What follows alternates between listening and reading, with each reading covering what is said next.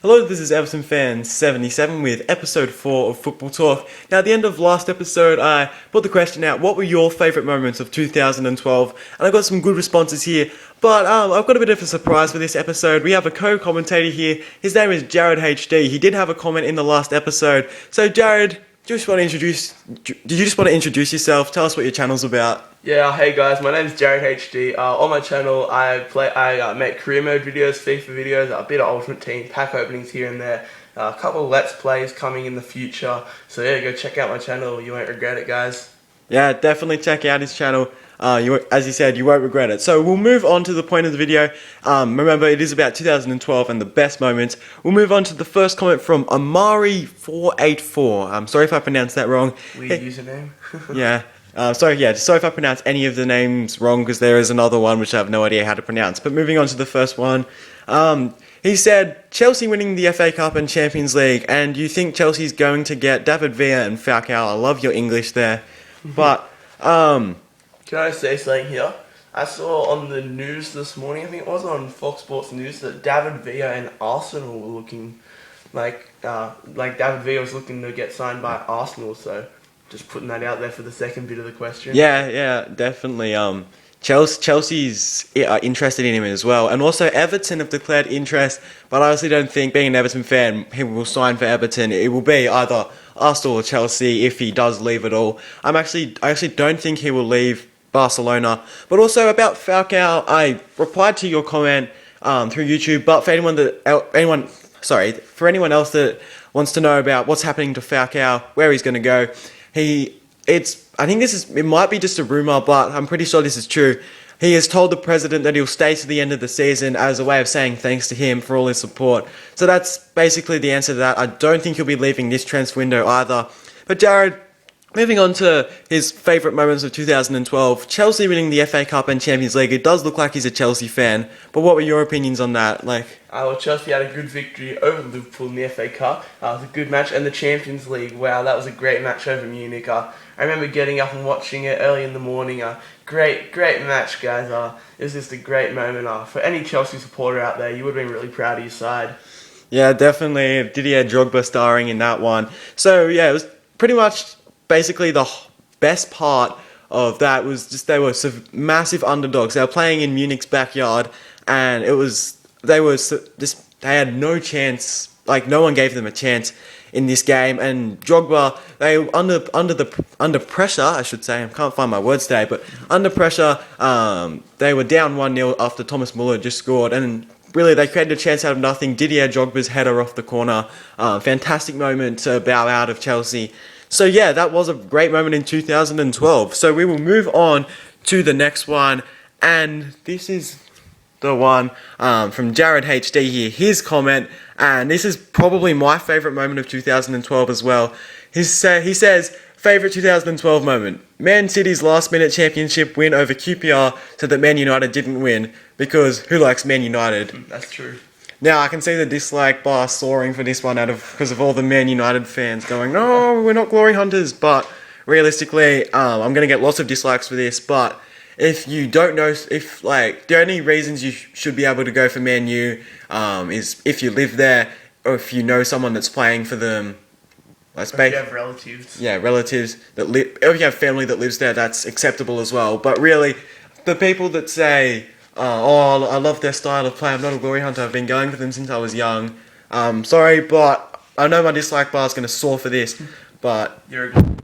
yeah, sorry to put it out there. But getting to the actual moment, what were your thoughts when Man City were down 2-1, and were you going for Manchester City in that game? I was going for Man City definitely in that game, because as I said, who likes Man United? I would have wanted City to win any day of the week over Man United winning the championship instead of Man U. But when they were down 2-1, they weren't playing well at all. QPR were dominating the match. They were hungry to stay up. They thought they were going to get relegated, but it turns out they didn't. Halfway through the match, they found out they weren't going to get relegated. But when they were down 2-1 City, I thought they were out of it.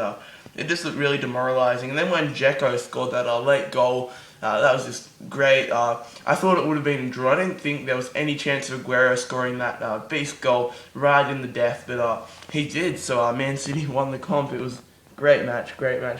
Going down in one of the greatest football moments in history. Yeah, definitely.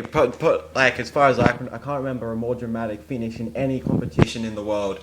So like even the cups, there's not many more dramatic moments than winning the whole Premier League in like the last minute after like a whole season when it just comes down to the wire and it goes down to for and against. Fantastic.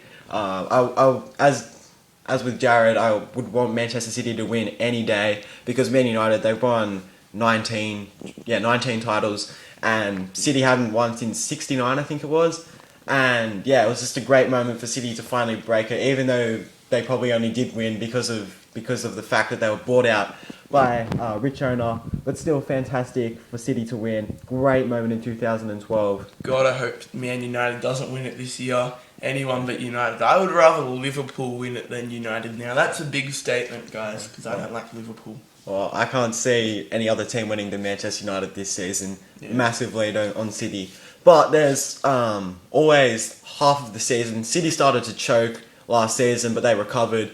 And yeah, hopefully Man United, from our point of view, they choke and don't recover. So we'll move on to the third comment, and this is the one I have no idea how to pronounce, so sorry if I get it wrong.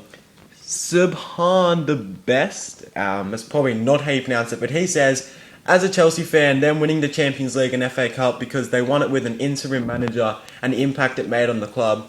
Now we kind of like talked about this earlier on, but we didn't really talk about Roberto Di Matteo and how big it was for him. Like he basically had to take over a sinking ship after Andre Villas-Boas left. And so, Jared, what are your opinions on Roberto Di Matteo and winning the Champions League? I think he did an excellent job at Everton 77. I think he picked up, as you said, a sinking ship, and he had a lot of responsibility on his shoulders. In the light recently where he got sacked, I don't think he should have. He did a great job, and Abramovich didn't really see that. He, as you said, took a sinking ship, as I said before. But yeah, just a great job by Di Matteo. Yeah, definitely. One other thing he did as well was rotating the squad. That was just great because I have a very close Chelsea fan, and he's just always complaining about Abramovich and why he fired Di Matteo. He was like a massive Di Matteo fan, and I have to agree with him. Di Matteo should not have been fired at all. He wasn't even going too badly this season. He started off first, unbeaten for a while. But with the Man U game, that's where it started to sink, and that was because of a very dodgy decision, Hernandez's offside, and also Torres' red card, which was a dive. But I won't get into that, otherwise there could be a massive debate about whether it was a foul or not. And also, as he said here, the impact it made on the club, particularly with the transfers. Eden Hazard went, a lot of people say he went because of Eva Canero, the physio, but he really went because Champions League, and yeah, they'd won the Champions League. So, yeah, what were your opinions on the impact it made in the club as well? Like, apart from the transfers as well. What the impact of them winning the Champions League and FA Cup? Well, it kind of gave Chelsea a new title, like the champions of Europe. Like not many clubs can say that, and like Chelsea obviously didn't back it up this year, but it just made them feel more confident. Just helped out the club immensely. Yeah, it was a great moment, as we talked about earlier on.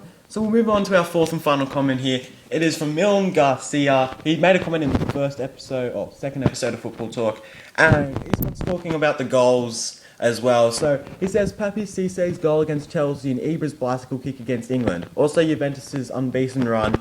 And first of all, I'll start off with Papi Cissé's goal. What was running through your mind when you saw that? What kind of magic is this? When I saw the first shot, it was way outside the box. I just saw the shot and I thought this is going to go into row Z. And then it just curves in and I'm just like, wait, what? When did this happen? I wonder what was going through Petr Cech's mind at the time. He must have been crapping himself. He would have been like, oh yeah, easy, goal kick, let's get prepared for a goal kick. Wait, it's coming towards me. Oh, goal, shit. Don't think he was expecting that.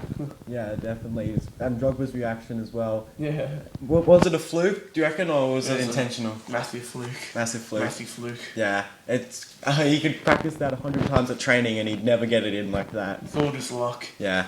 And what about Ibra's bicycle kick? Now, I heard quite a bit of you after you saw that goal. Ibra, I love Ibra. Ibra is one of my favourite players, and that just assures me That was just a great goal. It was against England, wasn't it? Yeah, Yeah. Sweden.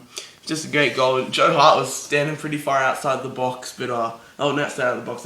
He wasn't really protecting his goals, but still great bit of athletic play by Ibra, and just great work by him. This is don't think we'll see a bicycle kick from that far going in the goals for a long time. Yeah, definitely. Yeah, just a massive moment for Sweden as well, because to beat a top quality team like England, I know when it comes to the top, like big tournaments and stuff, they choke. They've got lots of great players that just can't play together, but still to win. Well, what was it again? 4-2. Yeah, I think it was 4-2. 4-2 over England, and to score a goal like that against arguably the best keeper in the Premier League. I think Joe Hart is the best keeper in the Premier League. It was just a massive moment, and yeah, it just proves what quality he still has. Been around for quite a while. I wouldn't quite call him a veteran, but he's Experienced. Yeah, experienced, and is proving what he can do there.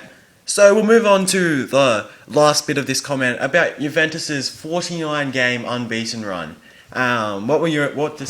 As I said before, like about all the other comments, what were your opinions on that as well? That's freakish. A 49-game unbeaten run, like you're not going to see that many times in your lifetime, guys. You should savor it. It's just crazy. 49 games without a win. Think if you play sports on the weekend, you're happy when you get 2 or 3 games in a row to win. But 49 games, that is just ridiculous, guys. But it takes a lot of work as well. Like 49 games winning in a row just does not does not come like without hard work, guys. Like they would have had to put so much effort into that, but still, great work by Juventus. Yeah, definitely. Also, as well, because they had to recover from the relegation in Serie B, where they, after the financial troubles, or not financial troubles, match fixing, can't remember exactly, it was like 2005, 2006, the scandal which got them relegated. They lost players like Ibrahimovic, and also you have to praise the players like Del Piero, who stayed on when they got offered, when they could have gone to many great clubs, but they stayed loyal to Juventus, and that just proves what loyalty can do. Juventus have risen back, and they also won the Serie A as well, so great for them. So yeah, this has been Everton Fan 77. And Jared HD. Don't forget to like the video if you did enjoy it. For the next episode, I just want to get your guys' opinions on what's going to happen in the 2014 World Cup. Who do you think will win, and who do you think will flop? Like, let's say as France did in the 2010 World Cup. Do you think a major team will flop like that? Or, just any underdogs? We've heard Maradona wants to take, I think it was Iraq, to the final of the World Cup. Very optimistic, but do you think there'll be an underdog that rises? What do you think will happen in the 2014 World Cup? Which players will shine? And also, like, what young players will be developed enough to play in that and shine? So yeah, this, as I said before, has been Everton Fan 77. And Jared HD. So yeah, this has been us. See ya.